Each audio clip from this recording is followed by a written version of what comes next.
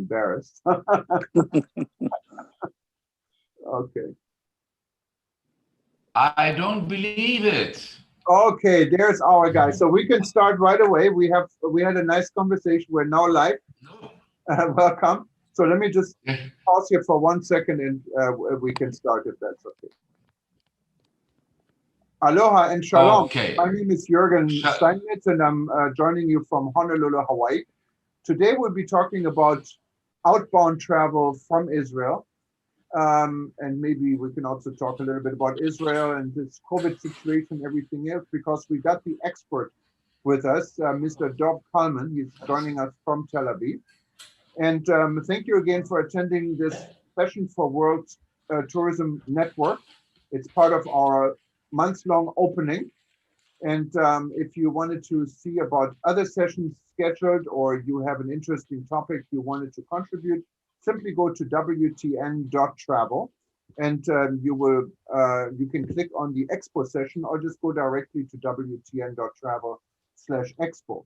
I just wanted to also give you a heads up on the 10th of December. It's our keynote event, and so we have several ministers of tourism, we have former candidates of the UNWTO, and we have the current candidate, His Excellency Mai from Bahrain, joining us, and she's competing against Zurab for the title of the Secretary General for UNWTO, and she's in this panel we're exploring the future of tourism and the future of UNWTO. We're all excited about this. Our official launch session, and it doesn't have any panels in this form, but it will talk about our various chapters we'll be announcing, about our think tanks and other initiatives. That's going to be on the 9th of December. So if you simply go to our website, register like you did on this one, and you'll be part of it. We have a very small participation at this event. Doesn't mean it's not interesting, but this is just a live presentation. So I welcome the 6 of us that made it to live on this Zoom event. And most of our spectators are seeing us actually on eTurboNews, on live stream, on our various podcast sessions, Google, YouTube Live. And we get a lot of pickup also with Apple and Spotify. So it's all over the place, and we'll be repeating all these sessions over the month. So you will see this again a few times if you read eTurboNews or hit any of our websites, read any of our articles. But without further ado, and I'm sorry for the delay. We had some technical issues here, but now we got Dov. We're very happy to have you. Shalom, Dov. Shalom, good morning from Tel Aviv. Sorry for the delay again. I mean, with all our technological expertise, sometimes things happen, and so we had a few minutes of delay. I'm tremendously glad and privileged to present to you, the story of Israel during COVID. Like any other country, we suffer a lot. We were among the first countries to close our borders. We were among the first countries to close the country at the first lockdown. We were the first country in the world with the second lockdown. We are now a bit out of that period, but then voices are over there warning us for a third one. In the meantime, we are in a period of in between.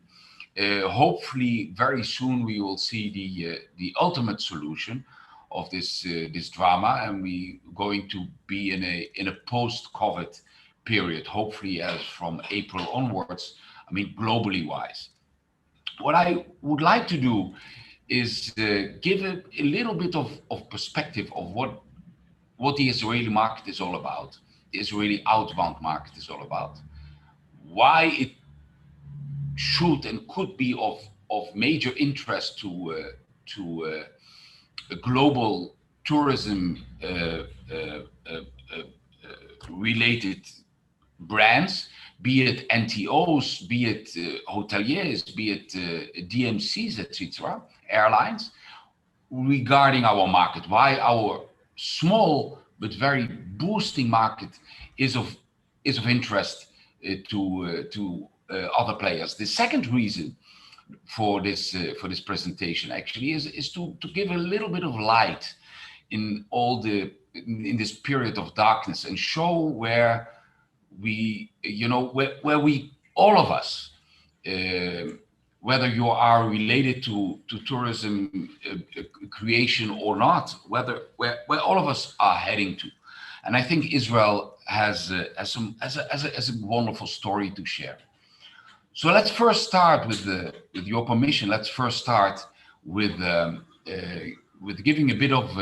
Sorry, I just want to see all of you, and I don't see you. Hopefully, yes, here you are. Okay. So first of all, a little bit of background about the Israeli market. I can't ask you right now, but maybe I can. Maybe we can make this. We have a small audience, so maybe we can just throw a question to this wonderful audience. How many Israelis do we have? What is the population of Israel? Do we have Dimitri, Robert, Emmanuel, Stefan, Jürgen? What is the number of Israelis do you think we have in this country? Dimitri, you are. You have to unmute yourself. I'm so sorry. Are you talking about the Israelis from Israel or all around the world? Oh, Dimitri, I love that question. I mean, we have two actually definitions. Yes. You know, if you talk to me, I mean, I'm a Jew living in Israel, and I'm part of the Jewish people. So let's maybe ask the first question then. What is the amount of Jews, the total amount of the Jewish people in the world? I mean, what is your answer? You know, I will answer like this. I think that in Israel it's around 9-10 million people. Maybe some of them are not Jewish. Okay, if you would say like 9 million people of Jews. Dimitri, I stopped you for a moment. I want to hear Robert. I want to hear Jürgen. I want to hear Stefano as well. Okay, I keep that answer. Yes, Robert. I think it's about 7 million Jews living in Israel. Something between 7-9 million. Okay. But I don't have the. Stefan, are you there? 50 million around the world. Okay, wonderful. Emmanuel, are you there? Well, Jürgen, I won't ask. I won't ask. About 9 million, a little bit less than 9 million. Guys, you have all won. You are all deserve the global prize, the global, the Nobel Prize. I mean, you are the first audience ever that I asked this question, that you are so close to the truth. I was just, last week in Dubai, and I asked the same question to all my various partners who I met over there. And I asked the first question, I mean, what is the Jewish population? And we got answers like half a billion. We got questions of 350,000 and all that. Well, in total, there are 14.6 million Jews in the world, out of whom 7 million are living in Israel. So another 7, more or less, are in the United States and in Europe. And in Israel, we have 9 million citizens. That's why I stopped you, Dimitri, because your answer was so completely true. And also, Robert, wow, amazing. I mean, we have 9 million Israelis, out of whom 7 more or less are Jews. So 20% more or less are non-Jews. 21% belong to the Arab community, and Arabs that are Christian as well as Muslims. Now, out of that 9 million, we had in 2019, we had 8.1 million trips made by 4.7 million Israelis. So if you look at that figure and you see the, that amazing number of per capita travel, that already gives you a kind of idea why Israelis, why traveling is part of our DNA. I mean, we are kind of born with a suitcase. It's, you know, a history of 2,000 years of us Jews wandering around the world, with Moses maybe as the first tour guide in the world. And that this is part of us. Traveling is part of us. During the last 7 years, traffic from Israel outbound grew by 250%, total outbound, which is partly due to the fact that travel has become much more democratic, if I can say so. I mean, prices have gone down due to the open air policy by Israel. So Israelis travel in big numbers. Now, what has happened during one more important thing that I would like to say about the Israelis. First of all, you will meet them everywhere. It's not that Israelis travel to a specific destination, 1, 2, 3. First of all, the number one outbound, long-haul outbound destination is the United States, for obvious reasons. It's of course also because of the fact that half of our people, more or less, are living in the United States. But it's also business-wise. We are an ally, 51 state, the number 51 state of the United States, maybe. But it's even, then the second destination is Thailand. Thailand, which is a country we represent. By the way, I didn't maybe properly present myself. The company that I'm running is called Terra Nova Tourism Marketing and Consultancy. And we represent NTOs, National Tourism Organizations in Israel, global organizations that have an interest in the Israeli outbound market, as well as hotel chains and airlines. We are their voice on the Israeli market. We tell their story. So one of our major clients actually is the Tourism Authority of Thailand. We represent them for the last 20 years. And Thailand is number 2 outbound. 200,000 Israelis, almost 200,000 Israelis traveled to Thailand last year, with almost 70% being repeaters and the overall majority staying for 17 days, long stays. Okay. That is a general idea about the Israeli market. Short haul flights is mainly the Mediterranean and of course Europe, London, Paris, those kind of destinations. Okay. We're talking now a little bit of Corona. We're going to the Corona. Of course, the Corona, like I said before, hit us as it hit everyone, and we were stuck. Now you have to understand Israel. Israel is not a kind of country like any European country where if you can't fly, okay, you take a car and you travel around. We can't. We are kind of in an island in this region. The borders are closed. You can't take a car. You can't take a train. You have to fly.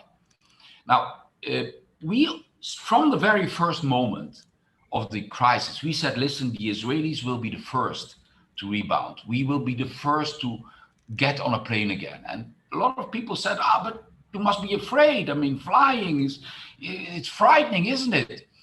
And we said, yes, it is, but we have a bigger urge. We have to get some fresh air.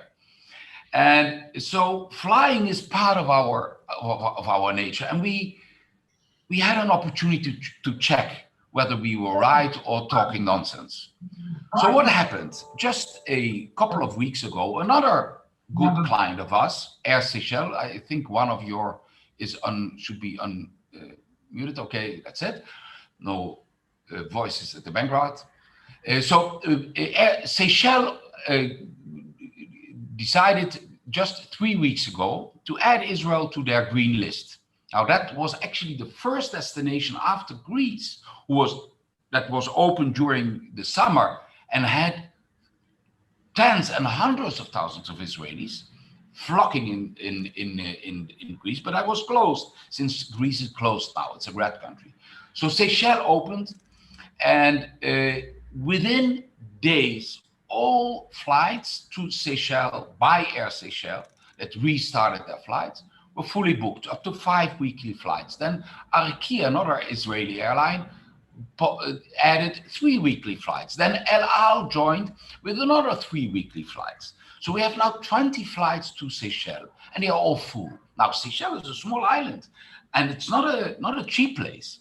It's a wonderful place, but it's not cheap. So now Israelis are the #1 population, tourism population in Seychelles, which is an amazing story. Then came a bigger story, the United Arab Emirates. You have all heard about the Abraham Accords and this wonderful agreement between countries that were in touch with each other, but not for everyone.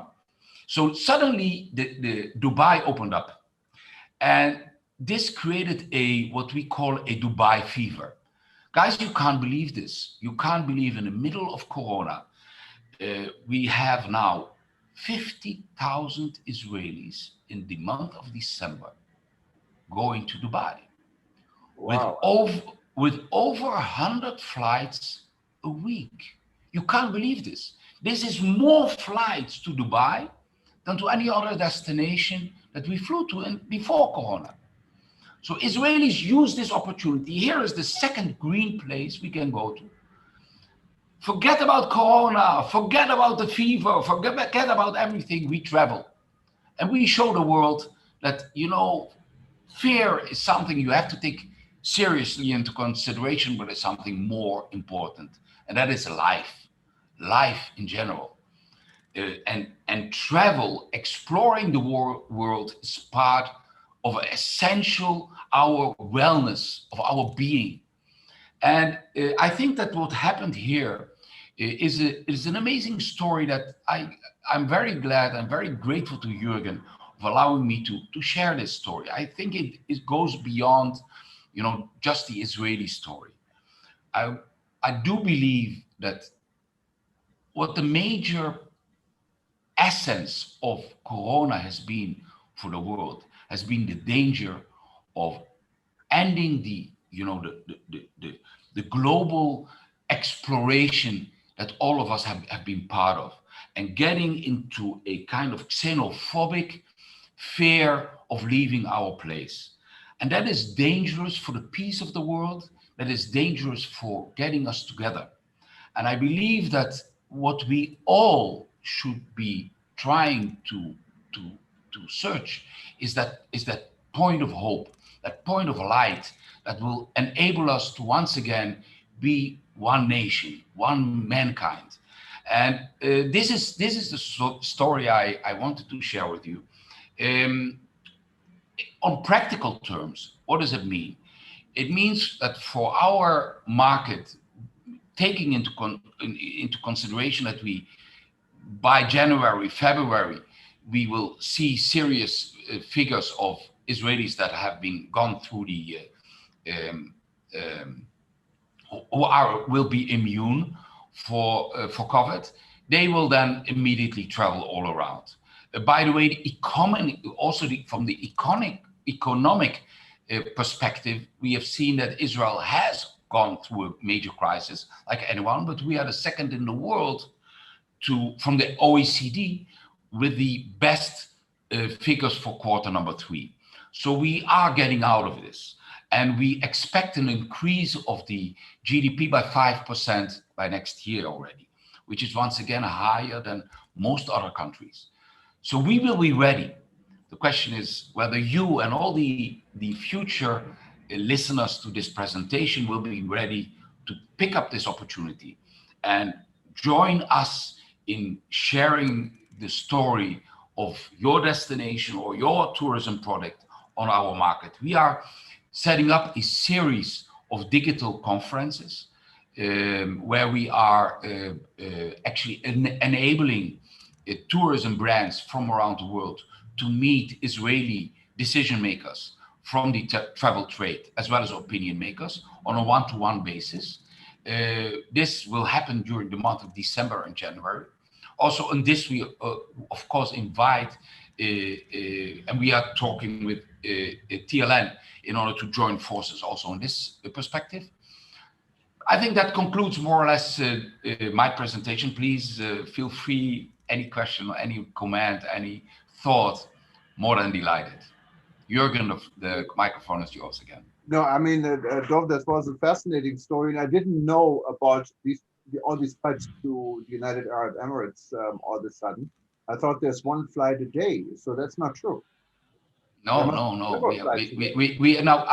I was on the first flight by Fly Dubai from Dubai to Tel Aviv. Right. At that time, we had 2 flights a day. They already increased to 3 flights a day. Now, in addition, we have 3 Israeli airlines now flying. They all start more or less this week because the visa issue was not clarified for bureaucratic reasons, but it's now finalized. So now Israelis can travel freely. So we have now 3 airlines flying daily. El Al now even flying twice daily, and we have Fly Dubai. And from January onwards, the Emirates and Etihad will join as well. So we will have 120 weekly flights in January, which is completely amazing. It's not only amazing for the Emirates as well, but it actually changes completely our the geographic position of Israel. First of all, vis-a-vis Asia. I mean, we are now allowed to fly over Saudi airspace, which most of you will not, comprehend what difference that makes. Just imagine if you have to fly from Tel Aviv to, let's say, Bangkok, and you cannot fly over Saudi airspace. You have to go all the way almost to Kenya and then fly to over India. So which is 11-hour flights. Now via Dubai, that is decreased to less than 8 hours. So suddenly the whole Asian market opens up for us. That is one part of it. And then of course it's the Emirates itself, where we are talking about, really a new partnership, which is far beyond tourism. It's something that, the grandchildren of Abraham are meeting. And, I was there and I was moved to tears. I have to admit, when I met the people who are basically our nephews. Mm-hmm. And we are all, we all belong to the same family. And we have been stuck in this endless war of words and not only words. And now suddenly we meet each other and we think together and we grow together. It's an amazing story. It's an amazing story in this time of darkness of, the COVID suddenly here. It's not a small point of light. It's a message to the world. I mean, what mankind can do if we just get out of the box and get out of our fears, our historical fears.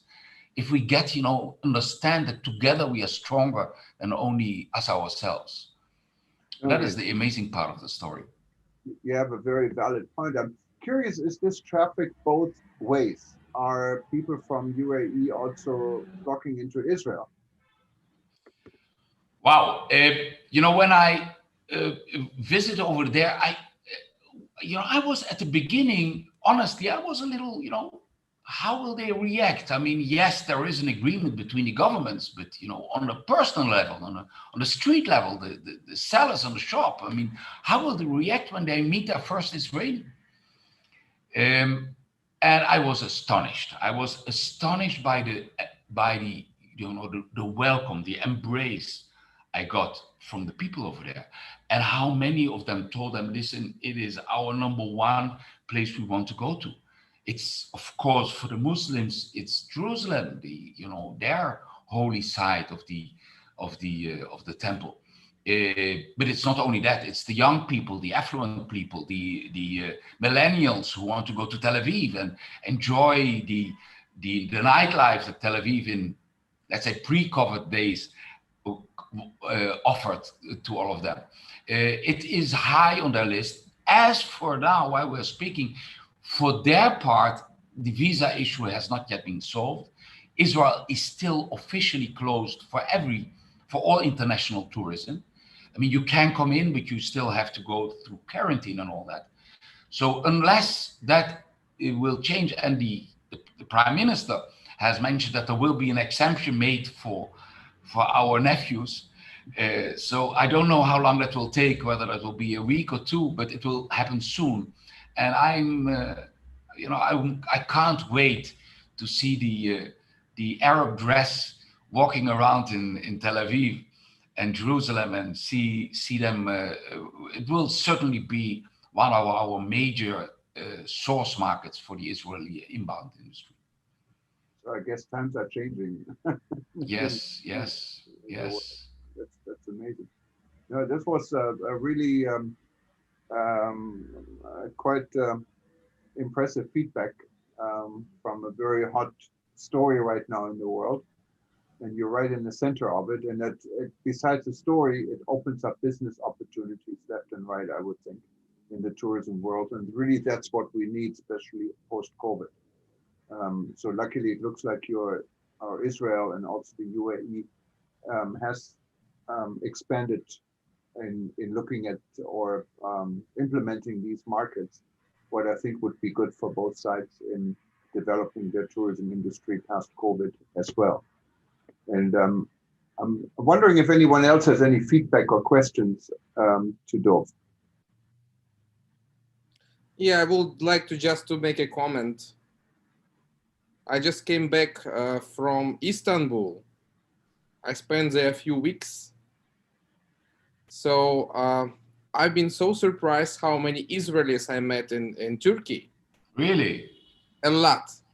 Well, I also went there not only for tourism, but also for medical tourism, So I met ladies, Russian Israelis, Russian-speaking Israelis. And they usually go for that reasons to Ukraine.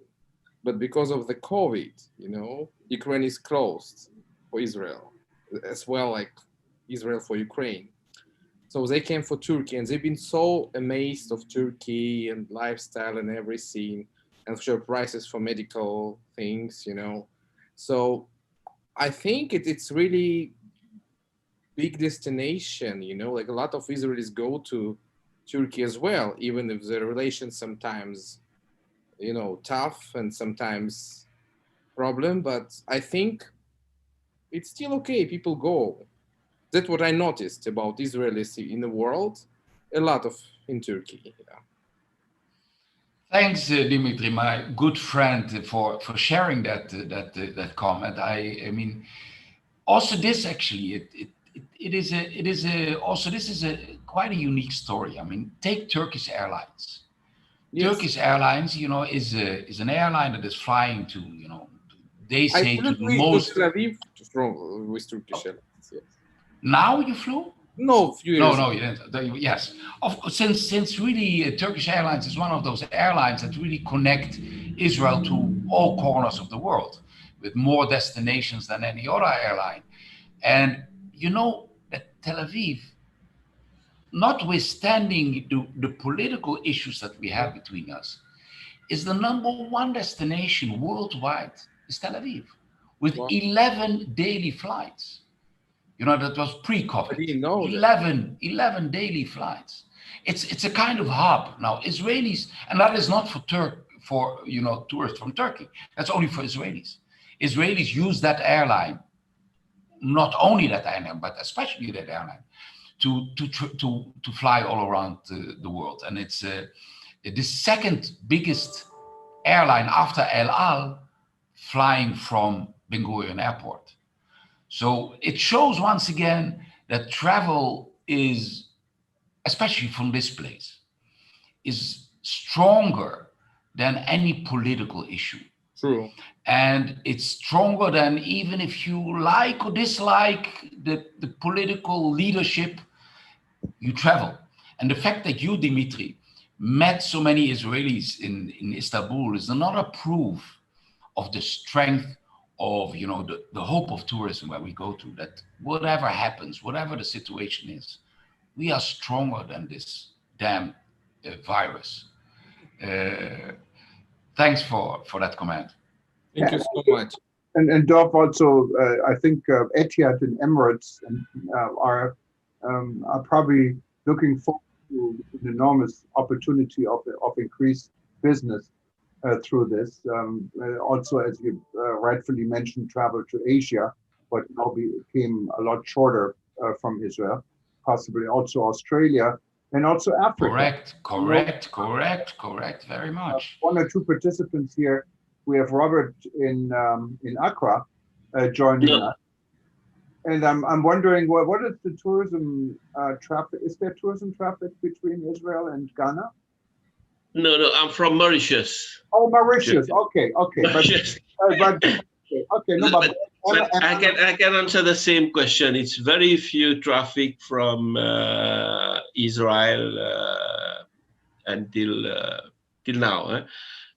Although we do not have any visa requirements for Israelis traveling to Mauritius, but I think it's been more because of the connection. We've never had good flight connection.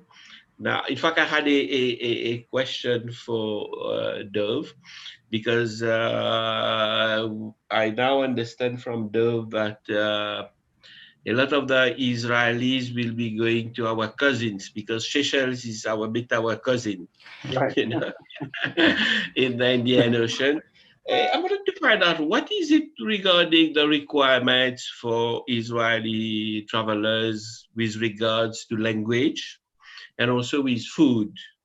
Is there any specific requirement, or they would travel like anyone else and speak English or any European language? How does it work? Wow, Robert, thanks so much for that question, and thanks so much for sharing your thoughts all the way from Mauritius, which is one more destination that we represent on the Israeli market. We represent Beachcomber, the Beachcomber chain of hotels, and we have actually had an enormous influx or traffic from Israel to Mauritius last year starting from November, when Air Seychelles started to fly directly to Tel Aviv. So there was an immediately connecting flight to Mauritius. I was the very happy and privileged person to lead a media delegation to Mauritius, and I fell in love. Robert, I fell in love with your place. It is one of those amazing destinations that I could easily see myself of being there much more than just a week, month, or year. I mean, I love the place. I love the people. I love the views. I love the way of life. I love the music. I love the languages. I love the food. It's an amazing place. Now, I'm convinced that Israelis will very much like to travel to Mauritius as soon as they can. As for now, the major problem is on the Mauritius side, because the Mauritius side still did not open up. Still did not. We are constantly with our finger on the pulse in order to get Mauritius back again. As for now, there are no flights, also from connecting flights from Seychelles to Mauritius, so we cannot really push the destination at this moment. But that will change. That is an issue of weeks or months. Now, regarding your question, this is a very often a misconception. If I said before, except your very few experts on this scene, I mean, most of the people have a completely wrong impression about what Israelis are all about or what Jews are all about. You know, as I mentioned before, I'm a Jewish Israeli, but I'm not eating kosher. You know, I'm kosher, according to religious requirements. And like me, that is something like 60% of the population, 65%. We are eating, like everyone else, most of the food. We might not touch pork, maybe some don't eat seafood, but that's basically it. That is the overall majority of the Israelis. Well, we have an important segment of the Israelis that do eat kosher and observe Shabbat, Saturday, with all its regulations. But that is a minority that I would say that is of great importance. But the first focus should be, I think, on the majority, the 65%. And for the 65%, you don't need to change your kitchen. You don't need to create, solve the problem of electric keys for Saturday or whatever, all these kind of things. You can continue your life and welcoming the Israeli tourists. And with Yes. regards to language? Language. Okay. Well, in your place, especially, I mean, you speak almost every language on the world. I mean, you speak English, you speak French, you speak, if you're Indian, you can speak the language, you can speak everything. So Israelis, they are fluent in English. Let's say the overall majority. It's a second language. It's not the first language. We speak, our first language is Hebrew or Arabic, but the second language is certainly English, and then a lot of Israelis speak French. So Mauritius is the ideal place. Good. Thank you very much. Thank you very You're much. welcome. More than welcome. Yeah, because we are both in outbound, and we do have lots of Mauritians also traveling, probably more Mauritians going to Israel because we don't need visa, mainly for religious pilgrimage. It Yes. should be around 5,000 to 8,000 in a year. And I think when with flights now, connecting flights through Seychelles, this should increase as well. Yes. I would also like you to use this opportunity. Go also back to Jürgen and his, the African Tourism Board that Jürgen initiated 2 years ago. We are the proud ambassador of the African Tourism Board in Israel. And the reason that I mention this is that I believe that, the ultimate future of tourism worldwide, and certainly for Israel as well, is Africa. I mean, we are closer than any other source market. We are just, 4 hours away from Addis Ababa, for example, with 2 daily flights in pre-COVID times, with the connecting flights to all over Africa, actually. And with the flights that I mentioned before to Seychelles and to Mauritius and all over, and many other flights that were planned, direct flights that were planned to be initiated, but then COVID came. I believe that Africa is much more than a safari destination, which it is portrayed as for now. It is the ultimate, what I would call inspirational destination in the world. I mean, the story that you tell, the African story, is much more than than the wonderful animals. It's a story that connects mankind and should connect mankind much more than it is now. And here I touch another issue. I touch the issue: what is tourism all about, especially in post-COVID? What should tourism be? Should it be a list of to-do and point, we have seen this monument and this monument and this monument? Or should it be something that is really, that will change us into better human beings, into people that are embracing people who are different, with different colors, different beliefs, different opinions.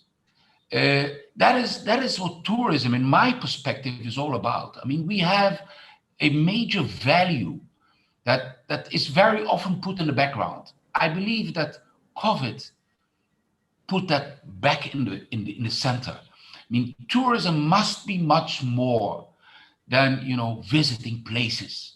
It should be a life-changing experience for both the guests, the tourists, as well as the host. It should be a two-way traffic between the people who enjoy enriching their life and the people who will be able to create a better life for themselves through tourism. And I believe that COVID will take us away from the bad stories we had before COVID. I mean, the over-tourism issues of being with millions of people on the same place We will search for places that are, give us space and give us more, air. And I believe that is Africa is the place for that. So I'm glad that you gave me this opportunity to mention this as well. Yeah, and Dov, of course, tourism always has been an industry of peace. And now with Zoom, it's helping us quite a bit. I mean, like this forum, we have people everyone is from a different country here almost. And we're all together and we're all talking like humans. And I think we all like each other and we have something to say to each other. Yes, indeed. I certainly like you, Jürgen. I mean, and Jürgen, and you made it. In preparation for past COVID. I think Zoom has done a lot to the world and get the world together. And I think when we all start traveling again, we travel maybe with different feelings and with different expectations and less worried. And I know Emmanuel has been quite, and he's from Ghana, right? Emmanuel, I got this right. Yes. I'm wondering, yes. How do you see that? We're talking about, of course, about Israeli outbound travel, but outbound travel in general. How do you see Ghana positioned in past COVID travel? Maybe in regards to Israel, but even maybe also general. I'm just curious.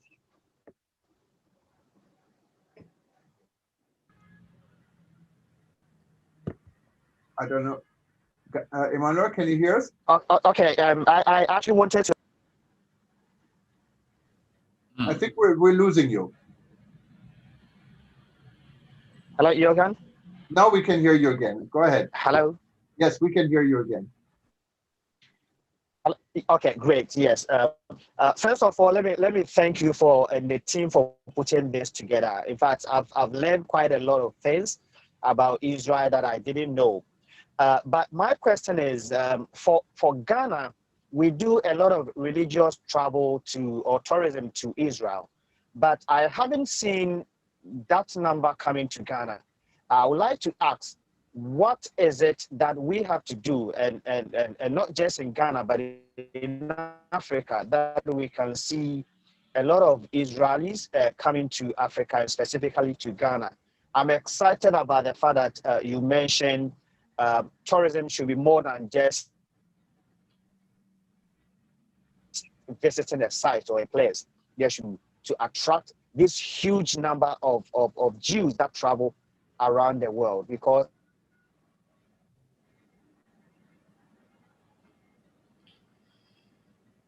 we're losing you, but I think we can probably make I haven't seen that number coming together. Okay, Emmanuel, thank you so much for that Hello? remark. Emmanuel, thank you again for that remark. We didn't hear all of it, but I think we got the message, we got the idea. You asked the $1 million question, actually. I mean, what do you need to do in order to create brand awareness in general, and especially on a Right. maybe complex market like Israel? I mean, we as in Israel, but I don't believe we are the only one. We suffer from a kind of image, Israelis might be an interesting destination, but it's so complicated. They speak Hebrew and they have this strange issue with food. So, let's focus on other markets. And that is what happened for a long time. So we have few destination marketing companies here in Israel. We have even less, representatives of destinations. Now, those who did open the market and did spend time and resources and a bit of money in creating that message, they have received a return on investment that is much, much higher than any of the big European markets, for example. And this, of course, is also true for Ghana. I mean, if Ghana really wants tourism, there are basically two things you need to do. The first thing is take it seriously. Take it seriously. Take this question seriously. Come to Tel Aviv. Come or meet us on Zoom or whatever. As long as we cannot really travel, but there are enough ways to create that first level even before. Study what what should be done and what you have to offer for the Israelis. We, as one of the experts, I'm not saying that we're the only one, but certainly we know our business. We can then translate your unique selling points to, to the different segments of the Israelis. I will maybe say a little bit about that a bit later, and create a strategy plan. That is number one. That is the first. The second thing is think flights. I mean, the number one way to get traffic to any destination is to create a bridge between people. And I think, the examples I gave of Seychelles and United Arab Emirates would not have been mentioned today if there would not have been the opportunity to have so many flights. Ghana is one of those places in a whole region yet that is not yet connected to Tel Aviv. So this is certainly something, if you have tourism from there and we can create tourism from here, you have the justification for flights. That's the whole story. The Israeli Ministry of Tourism is supporting these kind of activities by financial support. So these two issues should be taken seriously. The moment that you are there, we are there. And not only us, the Israeli people will be there very glad to discover new destination, to welcome you in our place. Now, I mentioned before the issue of community, the communities in Israel. This is one last maybe issue that I would like to mention. Another issue that, the wrong impressions. Many people around the world think, Israelis, Jews and Arabs, sometimes fighting between each other. That's basically Israel. It's not. Jews are we come from all around the world. It's a young nation. We come from all around the world, whereas more or less 50% come from the African North Africa and the Arab world, and 50% more or less are Ashkenazi Jews, like me. I was born in Holland and I come from Europe and I immigrated to Israel when I was 20. So we have Jews from all over the world with different outlooks, different, perspectives on life, different dreams. Then we have the religious, we have the Orthodox, we have the secular people, we have, we have the gay community. Sorry to mention it for maybe some of you, but it's very strong in Israel. It's the strongest LGBT community in the Middle East is here in Israel, with the gay parade of 250,000 people participating from all over the world. So that's another angle of Israel. And then we have the Arabs, Christians, Muslims. We have other minorities. So in order to succeed on this market, you have to understand that it's not enough to take an advertisement that is good for the German public or the French public and translate it into Hebrew, and here we are. Some of them, those destinations, NTOs did it, and they lost money because they didn't understand that in order to reach the Israelis, you need to use experts who know to reach the various segments of society and speak the languages that those communities need. That's what we call community marketing, which is especially strong or of importance in this market. So I gave you a lot of things to think about, and maybe far too much for just a short presentation like this, but once again, I'm tremendously privileged to have had this opportunity, Jürgen, to share a little bit of my thoughts. No, it was very good. And I also wanted to point out, I don't know if Stephen has any more to add to it, but I wanted to thank Stephen. He's been... actually. I mean, he's been on every event we had, and we had a lot of them, and I really appreciate it. And he's actually calling from New York, I found out. And it's now, yes. What time is it in New York now? 3 in the morning. morning. It's now almost 3 o'clock in the morning. 3 o'clock in the morning. Wow.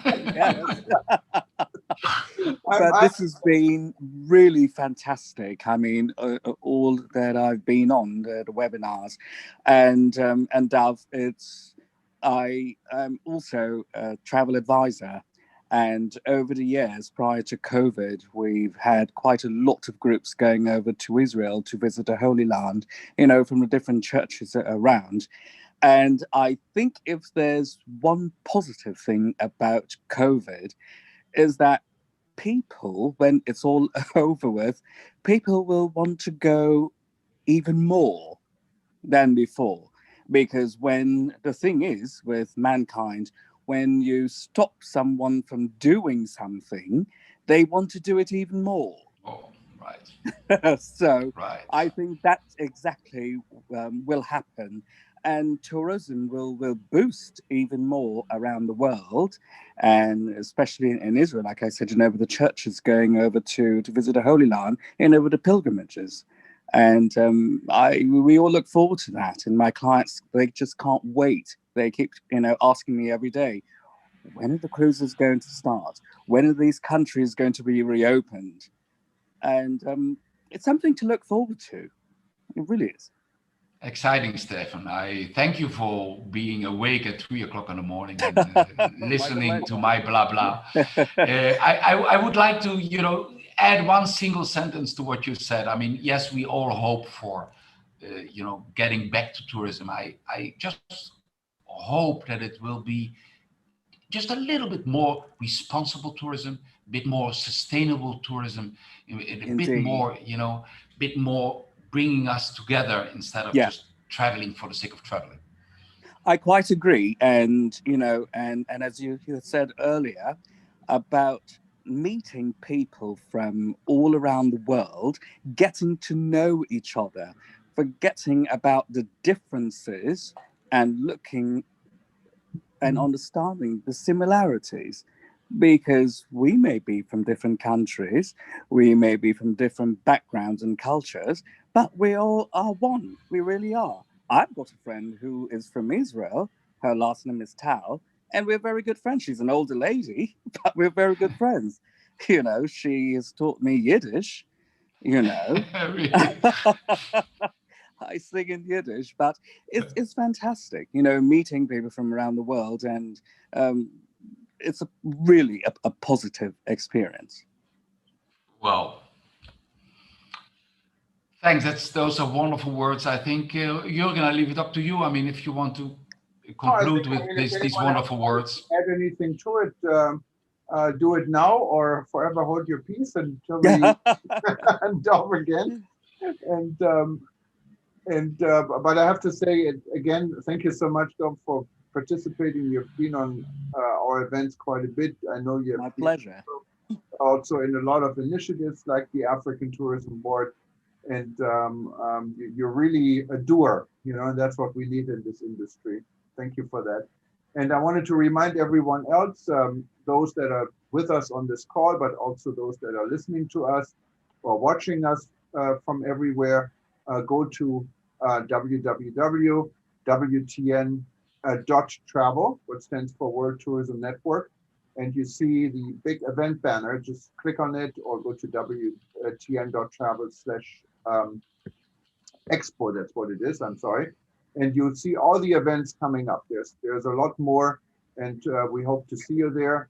If not, if you read eTurboNews or you watch live stream or you listen to any of our podcasts, all of these sessions will be there.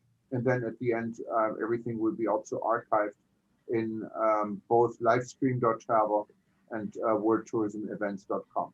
Thank you everyone for participating, and I hope you have a nice day or evening or night. Get some sleep, Stephen, and Dov, you have a good day. I hope you can get your coffee now. And